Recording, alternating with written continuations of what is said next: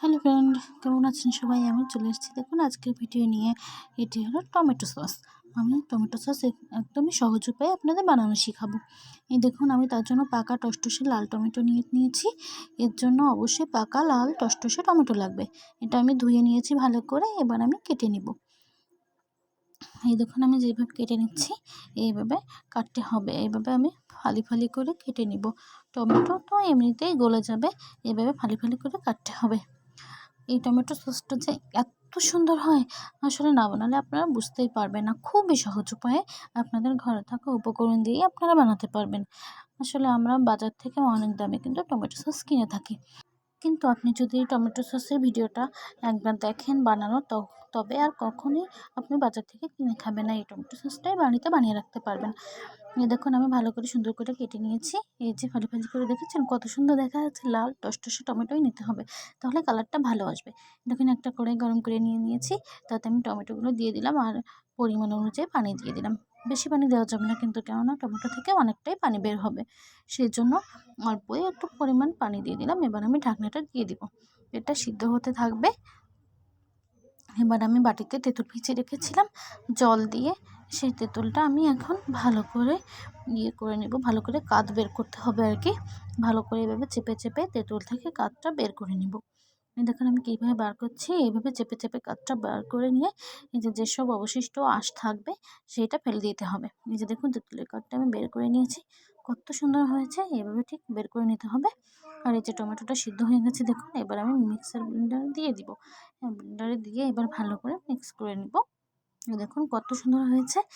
কালারটা একটু সাদাটা দেখাচ্ছে, কেননা ফ্ল্যাশটা কাছ থেকে দেওয়া তো সেজন্য, কিন্তু আদৌ টমেটোটা ওরকম হয়নি। এই দেখুন এরকম লাল টকটকে হয়েছে, পেস্টটা কত সুন্দর হয়েছে। দেখুন এইভাবে কিন্তু একটা এর সাথে ছাঁকনির সাহায্যে কিন্তু ছেঁকে নিতে হবে ভালো করে।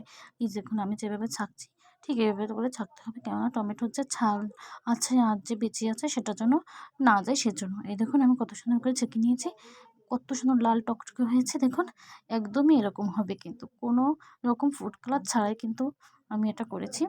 আপনারা বাড়িতে ট্রাই করে দেখবেন। এবার আমি এটাতে সেই তেঁতুলের কাঠটা দিয়ে দিচ্ছি। দেখুন দিয়ে ভালো করে এভাবে নেড়েচেড়ে দিচ্ছি। তেঁতুলের কাঠটা দিয়ে এভাবে নেড়েচেড়ে সুন্দর করে দিতে হবে। কালারটা একবার দেখুন, এটাতে কোনো ফুড কালার দেওয়া নেই, কিন্তু পুরোই প্রাকৃতিক কালার, টমেটোর কালার। এটা কিন্তু পাকা লাল টমেটো তো সেজন্য। এবার আমি চিনি দিয়ে দিচ্ছি, একটু বেশি পরিমাণে চিনিটা দিয়ে দিতে হবে। দেখুন চিনি দিয়ে দিচ্ছি, আবার একদমই বেশি চিনি দেবেন না, যেন টক মিষ্টি থাকে সেই অনুযায়ী চিনিটা দিয়ে দিতে হবে। এবার একটু লবণ দিয়ে দিলাম। এবার দিয়ে দিচ্ছি ঝালের গুঁড়ো। এই ঝালের গুঁড়োটা দিলে কিন্তু একটু ঝাল ঝাল লাগবে খেতে, আর কালারটাও কিন্তু সুন্দর আসবে। দেখুন টমেটো সসটা সাধারণত তো ঝাল ঝাল টক টক মিষ্টি মিষ্টি হয়ে থাকে, সেরকমই হবে।